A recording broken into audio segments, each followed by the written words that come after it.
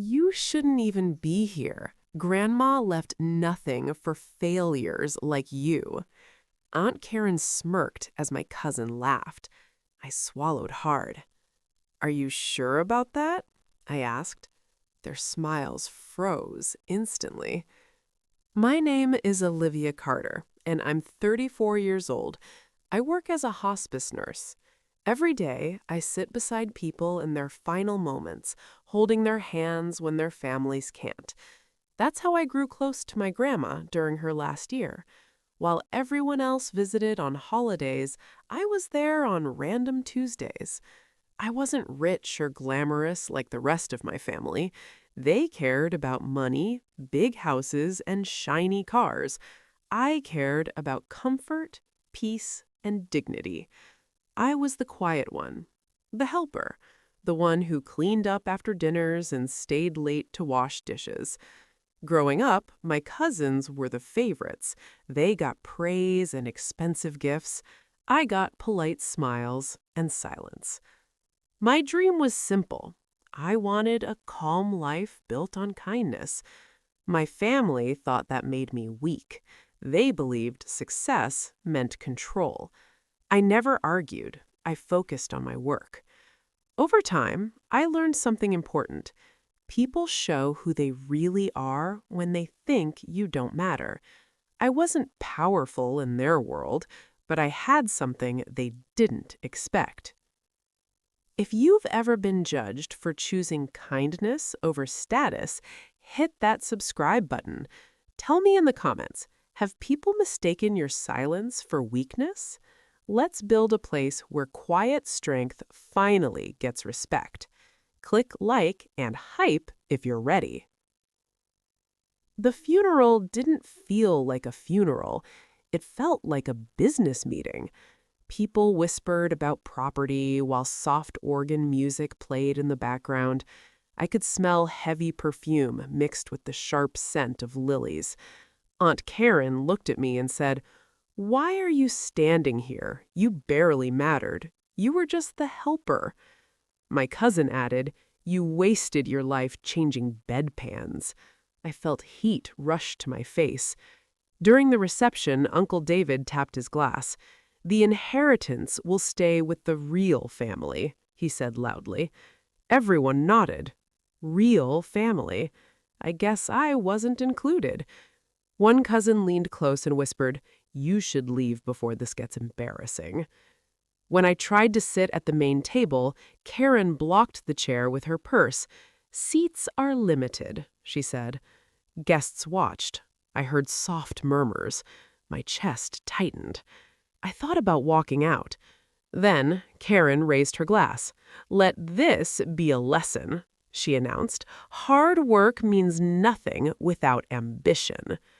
I gripped my hands together. Just then, the doors opened. A tall man stepped inside, holding a folder. He scanned the room. "Ms. Carter," he called. Silence spread like a wave. I felt every eye turn toward me. He adjusted his tie and said, "We need to discuss your grandmother's estate immediately." The room went still. After the funeral, Aunt Karen cornered me in the hallway. She handed me papers. "Just sign this. It's routine," she said sweetly. The sweetness felt fake. I scanned the page. It transferred decision rights to her. "Grandma wouldn't want drama," she added. I folded the paper. "I'm not signing." Her smile vanished. A few days later, my cousins began calling relatives. They said I had manipulated Grandma. They hinted I pushed her to change things while she was sick. At church, I felt people stare. One woman asked carefully, "Is it true you handled her finances?" My throat tightened. I had done nothing wrong. Still, doubt crept in. Then came the third blow. Aunt Karen called me at night. "You're tearing this family apart," she snapped. "If you fight us, we'll take legal action, and don't expect to be invited to anything again." I sat on my couch in the dark, listening to the hum of my refrigerator. I wondered if it was worth it. Maybe I should just walk away. But I remembered Grandma squeezing my hand, telling me she trusted me. That memory steadied me. The next time they accused me, I didn't argue. I simply said, "We'll handle this properly." My calmness irritated them. They grew louder, more confident. They believed I would break. They celebrated openly, talking about kitchen remodels and vacations. They thought they had already won. They had no idea I was done being silent. What they didn't know was that Grandma and I had long talks when the house was quiet. She would sit in her old armchair and say, "I see them clearly now." She knew their habits. She warned me that money would bring out the worst in them. "Stay calm," she told me. "Wait." I kept every message she sent. I saved every instruction. There were legal steps she took months before she passed, arrangements no one else knew about. When my family pushed harder, I felt strangely steady. This wasn't about cash, it was about respect. They had always seen me as small. The more they underestimated me, the stronger my position became. I didn't need to shout, I just needed to wait. I watched them boast about plans for property they didn't own. I listened as they pressured others to support them. Each mistake they made added to the proof. I had a plan they never saw coming, and I was ready to see it through. A week later, I received a quiet call from Mr. Bennett, our old family lawyer. His voice was calm. "Your grandmother trusted me for years," he said. We met in his office. The room smelled like old books and paper. He explained that Karen and David had visited him before the funeral, trying to influence him. They were very eager, he said carefully. He showed me notes from meetings with Grandma. She had been clear. He became my guide. "Let them talk," he advised. "Confidence makes people careless." Together, we organized every document and message. He warned me they might escalate. I nodded. I was ready. Meanwhile, my family acted like the estate was already theirs. I saw social media posts about future renovations. I heard laughter during phone calls about selling parts of the land. Their arrogance grew. Then Mr. Bennett scheduled the official will reading. The date was set. Tension filled the air. I felt calm. They felt certain. Only one of us was right. The day of the reading, they arrived early, dressed like they were attending a celebration. Karen looked at me and smirked. "Prepare to leave empty-handed," she whispered. I said nothing. Mr. Bennett began reading. His voice was steady. He listed small items first. Jewelry, donations. Then he cleared his throat. "The primary residence, land, and investment accounts are to be transferred to my granddaughter, Olivia Carter." Silence crashed over the room. "That's impossible," my cousin shouted. Karen stood up. "She manipulated her," she yelled. Mr. Bennett raised a hand. "There is more." He played a video on a small screen. Grandma appeared, sitting in her chair.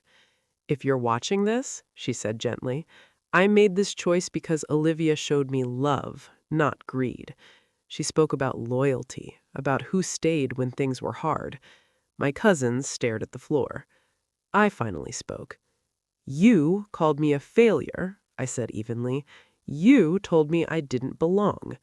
Karen's face turned pale. Mr. Bennett explained that any harassment could lead to legal action. The room shifted. Their confidence drained away. "Olivia, we can work this out," David said quickly. I looked at them, calm and clear. For the first time, they were the ones asking for mercy. I walked out of that office feeling lighter. Not proud, not angry, just free. I decided to use part of the inheritance to support hospice programs in our town. That felt right. Grandma would have liked that. My family faced whispers and embarrassment. Some sent awkward apology texts. I didn't respond.